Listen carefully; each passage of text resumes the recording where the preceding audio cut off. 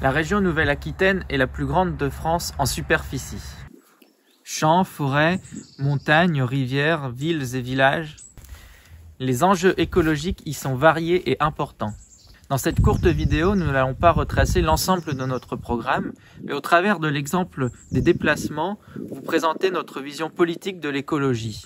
Nous défendons une écologie anticapitaliste et nous l'appelons écosocialisme, c'est-à-dire la conjonction des idées sociales et des idées écologiques. Et pour y parvenir, nous voulons révolutionner la société pour en finir avec le capitalisme. Le capitalisme et la logique de profit qui l'accompagne n'est pas compatible avec l'écologie. L'écologie n'est pas soluble dans ce système. Par exemple, la question des transports est cruciale dans une perspective écologique. La libéralisation des autoroutes, la destruction du ferroviaire, l'explosion du trafic aérien, le développement de la voiture et du transport routier ne vont pas du tout dans le bon sens.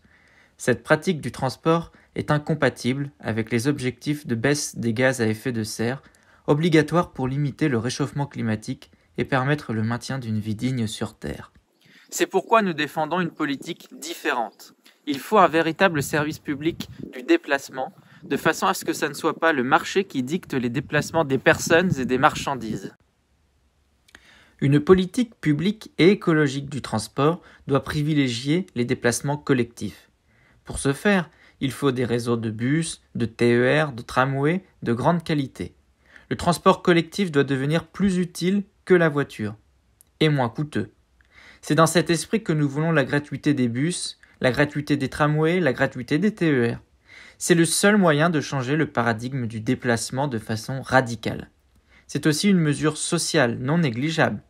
On sait que le budget transport pour les classes populaires est important. Mais nous voulons aussi développer les déplacements doux lorsque ceux-ci sont possibles, notamment en ville. Le vélo, en plus d'être écologique, permet une activité physique pour toutes et tous. Toutefois, aucune politique écologique réelle ne sera possible sans une transformation révolutionnaire de la société. En effet, pour garantir des déplacements doux et une production moins nuisible, il faut commencer par diminuer drastiquement le temps de travail. Nous avons tendance à utiliser la voiture par aliénation, pas par goût de la pollution. Nos premiers alliés devraient être les travailleurs et les travailleuses de l'industrie automobile, avec lesquels nous devrions réfléchir et discuter de quelle production nous avons besoin pour les gens, pour la société, pour l'écologie, car ce sont eux les premières victimes des plans de licenciement. Dans la même logique, même si nous défendons le ferroutage, nous pensons qu'en premier lieu, il faut discuter de la production, qu'il faut diminuer. Le transport routier n'est qu'une expression de l'absurdité capitaliste et le ferroutage une réponse partielle. C'est l'ensemble du modèle de production qu'il faut revoir pour répondre aux besoins des gens, de la société et pas des actionnaires. Et cela, ça ne se passera pas lors des élections régionales, mais par nos luttes offensives et victorieuses à toutes et à tous. Et ne l'oublions pas, nos vies valent plus que leurs profits.